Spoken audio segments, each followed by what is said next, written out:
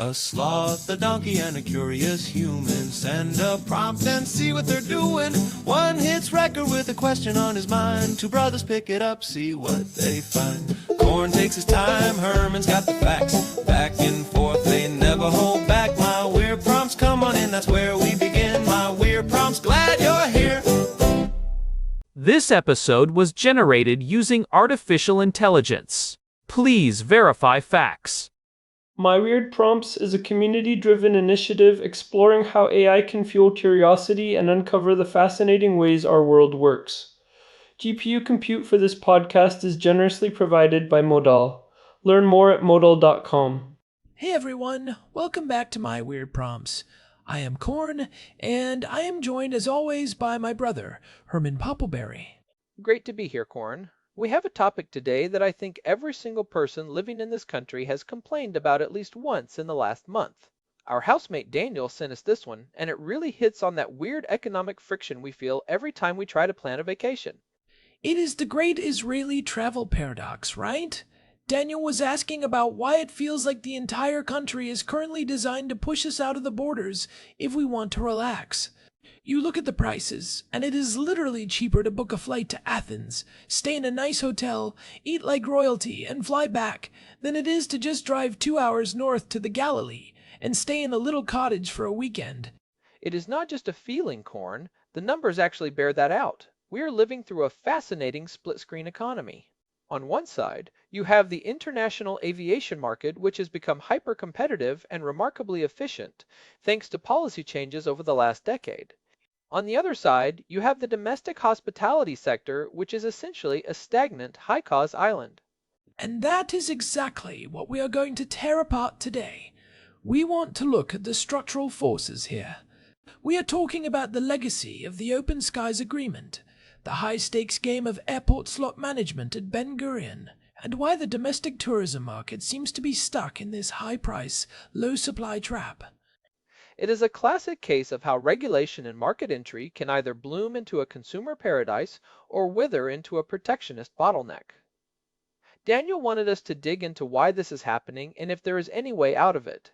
So let us start with the sky. The Open Skies Agreement is really the starting point for all of this. For those who do not remember the pre-2013 era, flying out of Israel was a massive expense. It was basically a luxury.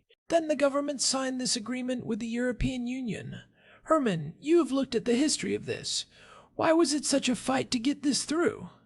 Oh, it was a massive political battle.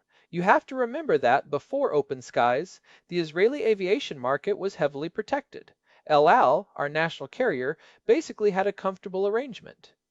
They argued that as a national security asset, they could not compete on a level playing field with European giants or low-cost carriers because of their unique costs.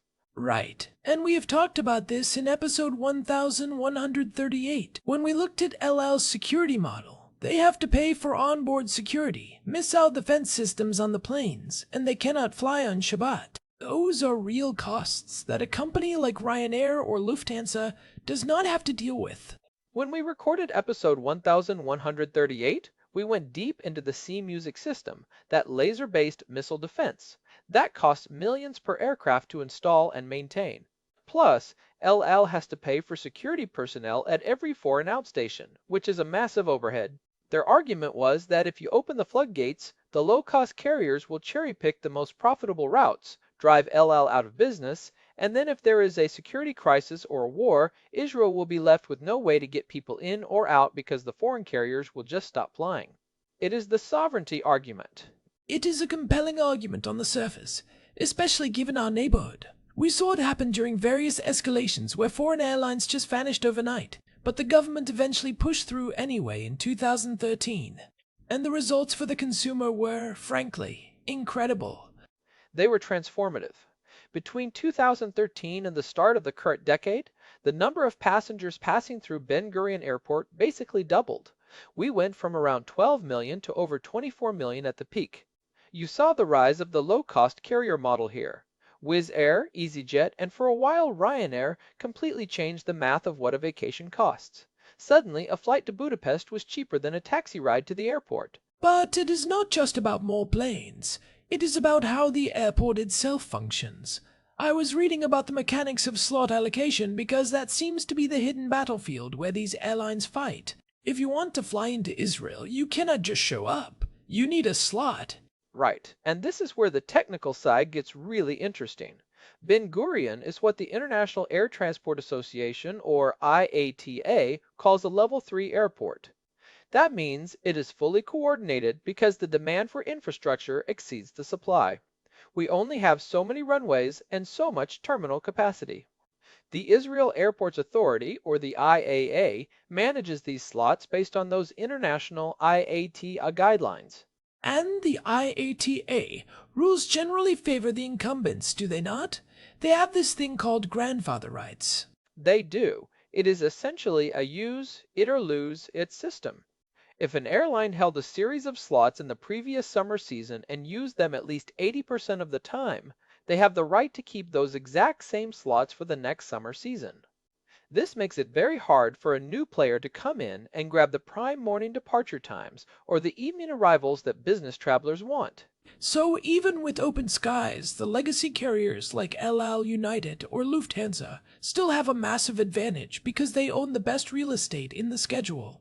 They have the 7 a.m. departures that let you get to London in time for a lunch meeting. They do.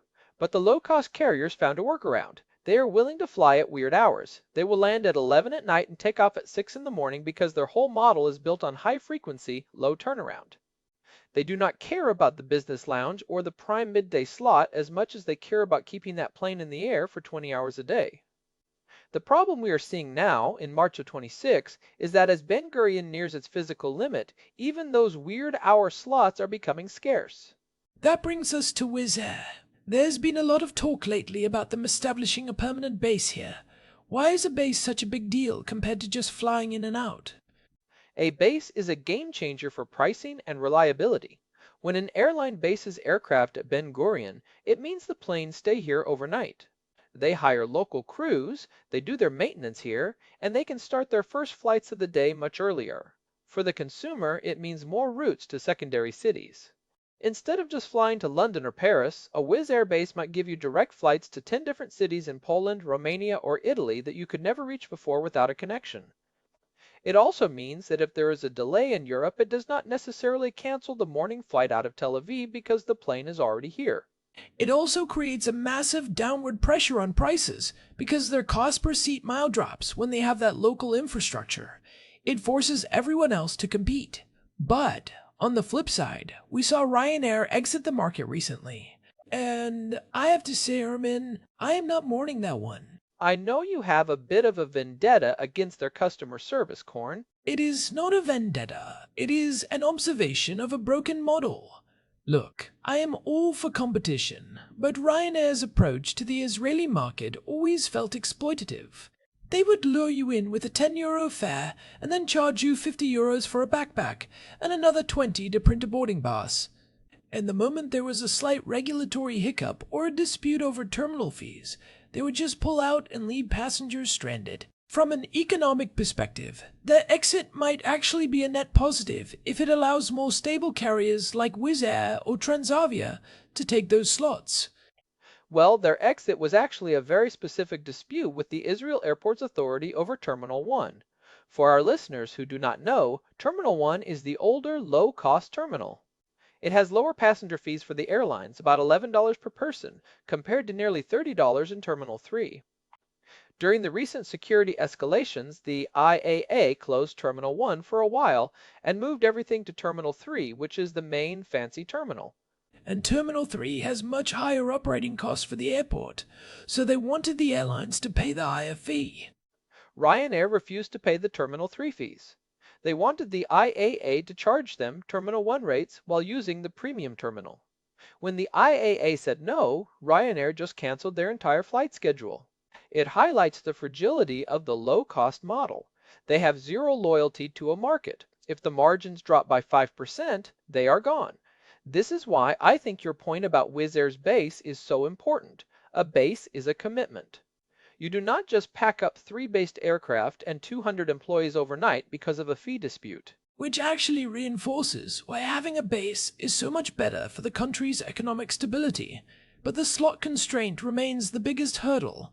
If we want more competition, we need more capacity. And building a new airport or even a new terminal in Israel takes decades because of the land use issues and the environmental concerns. We are an island economy, as we discussed back in episode 472, when we looked at why computer hardware is so expensive here. We have limited entry points. That island economy concept is the perfect bridge to the second half of Daniel's prompt. We have managed to make the bridges off the island relatively cheap through the Open Skies Agreement. But once you are on the island, if you want to travel internally, the prices are absolutely insane. It is the Tzimmer trap. A tzimmer, for those listening outside of Israel, is basically a bed and breakfast or a guest cottage, usually in the north, in the Galilee or the Golan Heights. These are often family-run or small-scale operations, and yet you will see a basic wooden cabin charging 2,500 shekels a night. That is nearly $700. For a cabin, you can stay in a 5-star hotel in Berlin or a villa in Tuscany for half of that. I was looking at the data, and the price per night in a mid-range Galilee Zimmer has actually outpaced the inflation rate of almost every other consumer good in the country over the last 5 years. Why is the supply so inelastic? Why aren't more people building these things if the prices are so high? This is where we get into the structural rot of the domestic market. It is a combination of three things: land costs, zoning insanity, and a lack of institutional investment. Let us break those down. Land costs first. Most of the land in Israel is owned by the state through the Israel Land Authority, or RAMI. Right. And the state treats land as a primary source of revenue. When they tender land for tourism, they are often looking for the highest bidder. That means the baseline cost for a developer is already astronomical.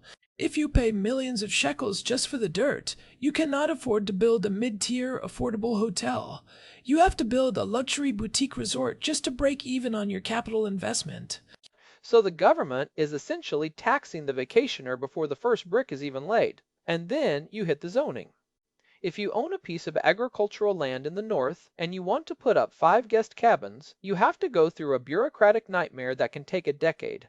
You need approval from the local council, the regional planning committee, the Ministry of Tourism, and sometimes the Ministry of Defense if it is near a border. It is that headache tax we talked about in episode 655. The regulatory burden is so high that only the very wealthy or the very patient can navigate it. This creates a massive supply bottleneck. We have a growing population with more disposable income, but the number of hotel rooms and guest beds is barely budging. In fact, per capita, Israel has one of the lowest hotel room counts in the OECD. And because the supply is fixed, the owners of the existing Tenzimmers have zero incentive to compete on price. They know that during Passover or Sukkot or the summer months, they will be at 100% occupancy regardless of what they charge. There is no downward pressure. It is a classic seller's market where the seller has all the leverage and the buyer has no alternatives within the borders. But what about the lack of mid-tier hotels? In Europe, you have these brands like Ibis or Motel 1. They are clean, they are predictable, and they are affordable. Why don't we see those in the Galilee or in Eilat? Because the math does not work here. To build a 3-star hotel in Israel, you face the same labor costs, the same land costs, and the same security requirements as a 5-star hotel. In Israel, the cost of labor is very high, and the service culture, as we have noted before, is, let us call it, unique. That is a very polite way of saying it is often terrible. Well, it is expensive and often unpolished. When a hotel owner has to pay a high minimum wage plus all the social benefits, and they have to hire a full-time kashrut supervisor, which can cost a medium-sized hotel tens of thousands of shekels a month, and they have to meet stringent fire and safety codes that are often more intense than in Europe, their operating costs are through the roof. So if your operating costs are high, you cannot sell a room for 400 shekels and make a profit. You have to sell it for 1,200. Precisely. This has led to what I call the hollowing out of the middle. We have ultra-luxury hotels that the tech elite and foreign tourists stay in, and we have very basic hostels, but the middle-class Israeli family is completely priced out of their own country. This is why the flight to Paphos or Rhodes is the only logical choice for a family of 5. You can pay for 5 flights and a week in a 4-star resort in Cyprus for less than the cost of 3 nights in a Zimmer in Rosh Pina. This is where the conservative perspective on deregulation really becomes the only logical path forward. If you want lower prices, you have to flood the market with supply. You have to make it as easy to build a hotel as it is to build a storage shed. I agree, but it is also a land use policy issue.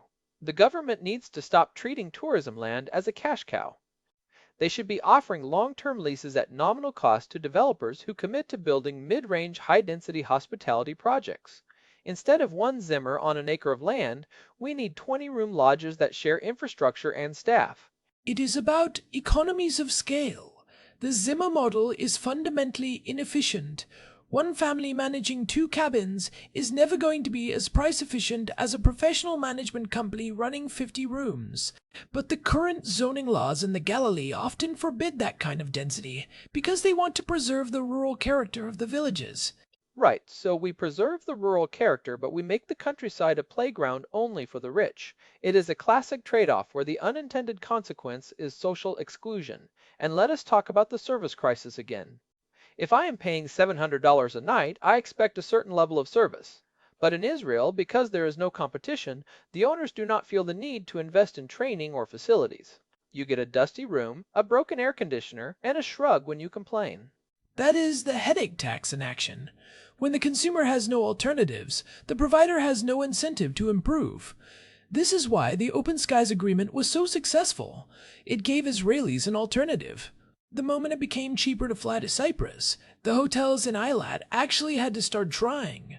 Did they, though? It feels like their response has mostly been to lobby the government for subsidies, or to try and limit Airbnb rather than actually cutting prices. There is some of that, for sure. But you do see a shift in the younger generation. They are much more likely to use digital platforms to find alternative arrangements. However, even Airbnb is getting squeezed by local regulations in Tel Aviv and Jerusalem. The city councils are trying to ban short-term rentals to lower housing costs, which is a noble goal, but it also removes the only affordable accommodation option for many travelers. So we have this situation where the international market is a success story of deregulation and competition, and the domestic market is a cautionary tale of protectionism and bureaucratic strangulation. Daniel asked what the policy solutions are. Beyond just saying deregulate, what are the specific levers? First, we need a massive reform of the Israel Land Authority's tender process for tourism. We need to move away from the highest bidder model to a model that prioritizes the number of units and the price point for the end consumer. Like a price-capped tender? You get the land for cheap, but you have to guarantee that 60% of your rooms will be priced below a certain threshold for the first 10 years. That would attract institutional investors, the big hotel chains, who are looking for stable, long-term returns rather than quick flips. Second, we need to bypass the local planning committees for small-scale tourism projects. If a project meets a certain set of national criteria for density and environmental impact, it should get an automatic permit. We need to take the power away from the local NIM, BYs, the not-in-my-backyard crowd who want to keep their villages exclusive. And third, we need to address the labor issue. We need to make it easier for the hospitality sector to bring in seasonal foreign labor or provide tax incentives for young Israelis to work in the industry. Right now, the labor shortage is driving costs up even further because hotels are fighting over a tiny pool of workers. It is funny, we often talk about Israel as this high-tech powerhouse, this startup nation. But when it comes to the basic economics of hospitality and land use, we are acting like a closed socialist economy from the 1970s. It is a legacy of the way the country was built. The land was seen as a national trust, not a market commodity. But as we grow and become more integrated into the global economy, that old model is breaking down. It is creating this weird tension where we can fly across the world for the price of a dinner, but we cannot afford a weekend in our own backyard. It also has a geopolitical implication. If Israelis stop vacationing in the Galilee and the Golan, those areas become less economically viable. We lose that internal connection to the land, because it becomes a luxury product rather than a shared heritage. That is a great point, Herman. Domestic tourism is a form of national cohesion. When you make it inaccessible, you are fraying the social fabric. People start to feel like tourists in their own country. If the only people who can afford to visit the Sea of Galilee are tech millionaires and American tourists, we have a problem. So, looking forward, what should our listeners be watching for? You mentioned the IAA slot auctions. Yes. Keep an eye on the upcoming slot allocations at Ben Gurion for the 2027 season. If the IAA starts to implement more aggressive use, it or lose it rules, it could open the door for more low-cost carriers to fill the gaps left by legacy airlines. And on the domestic front, look at the Ministry of Tourism's new master plan for the North. There is talk of creating special tourism zones that bypass some of the zoning hurdles we discussed. I will believe it when I see the cranes. But in the meantime, I think the takeaway for our listeners is that the high prices they are seeing aren't just greed. They are the logical outcome of a broken system. If you want to change it, you have to change the rules of the game, not just complain to the Zimmer owner. Precisely. It is a supply-side problem that requires a supply-side solution. Until we fix the land and the regulation, the flight to Athens will always be the smarter economic choice. Which is a tragedy, really. We have one of the most beautiful countries in the world, and we are being priced out of it by our own red tape. It is the ultimate irony. We built a state to have a home, and now we can't afford to stay in the guest room. Well, on that cheerful note, I think we have covered the ground and the sky for today. This was a deep one, and I hope it gives everyone some context the next time they are looking at a 3,000 shekel bill for a weekend in the Golan. Definitely. It is all about the incentives. If you change the incentives, you change the world, or at least the price of a hotel room. If you are enjoying these deep dives into the weird mechanics of our economy, please take a second to leave us a review on Spotify or Apple Podcasts. It really does help the show reach more people who are just as curious as we are. It really does. And if you have a prompt like Daniel's, or just a question about something we discussed, you can get in touch with us through the website at myweirdprompts.com. You can find our full archive there, plus all the links to subscribe via RSS. And do not forget the Telegram channel. Just search for My Weird Prompts on Telegram. We post every time a new episode drops, so you will never miss a dive into the rabbit hole. Thanks for listening, everyone. This has been My Weird Prompts. See you in the next one. Or maybe we will see you in Athens. Sadly, you are probably right. Take care, everyone. One last thing before we go, Herman. We should probably mention that while we've been focusing on the costs, there is a certain value to the sovereignty of El Al that we shouldn't totally dismiss. We saw it during the disruptions over the last couple of years. When everyone else pulled out, they were the only ones flying. That is the trade-off, isn't it? You pay a premium for a guarantee. It is like an insurance policy. The problem is when the insurance policy starts to feel like a monopoly. Finding that balance between national security and consumer freedom is the great challenge of the Israeli aviation sector. And so far, I think the Open Skies Agreement has proven that more freedom is generally the right answer, even if it comes with some risks. I think the domestic market could learn a lot from that. A little more freedom to build, a little more competition, and maybe we could actually afford to spend a weekend in the Galilee without taking out a second mortgage. We can dream, Herman. We can dream. All right, for real this time, thanks for joining us. We will be back soon with another prompt. Goodbye, everyone. So, Corn, if you had to pick, would you rather have a perfect high-speed rail link to the north or a second international airport in the south? Oh, that is a tough one. A second airport at Nevatim would solve so many of the slot constraints we talked about. It would give us a massive release valve for Ben Gurion, but a high-speed rail would change the geography of the country overnight. Imagine being in the Galilee in 45 minutes from Tel Aviv. That would solve the supply issue too, because you could stay further out and still feel connected. You could live in a cheaper area and still work in the center, or vacation in a remote area without it being a 4-hour trek. That is a whole other episode on infrastructure. Episode 1309, maybe? We will see what Daniel sends us. Fair enough. All right, signing off. Talk soon. You know, it is funny we mentioned the high-speed rail. I remember we touched on that briefly in episode 474 when we were talking about national autonomy. The idea that you can only be truly autonomous if your internal logistics are as good as your external ones. That is exactly right. If you are dependent on foreign carriers to move your people, you are vulnerable. But if you are dependent on a tiny, overpriced domestic market for your own people's well-being, you are also vulnerable in a different way. You are vulnerable to social stagnation. It all comes back to that island economy. We are a small space with a lot of people and a lot of history, and managing that space is the most important economic task we have. And we are not doing a great job of it in the tourism sector right now. But the beauty of a market economy is that the pressure builds until something has to give. The current prices are unsustainable. Either the demand will collapse or the supply will finally be forced open. I am betting on the supply.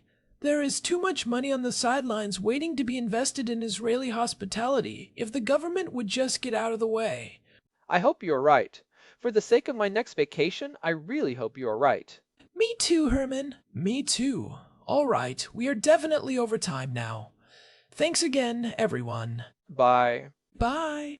Actually, Corn, one more thought on the Ryanair thing. Do you think their exit actually helps Wizz Air negotiate better? Probably. It shows the IAA that these guys aren't bluffing. But it also shows that if you want the low-cost benefits, you have to provide the low-cost infrastructure. You can't have your cake and eat it too. You can't charge Terminal 3 fees and expect Terminal 1 prices. It is a lesson in honesty. If the government wants low-cost travel, they have to be honest about the costs of providing it. Honesty in government? Now you really are dreaming. Guilty as charged. Okay, now we're really leaving. See ya.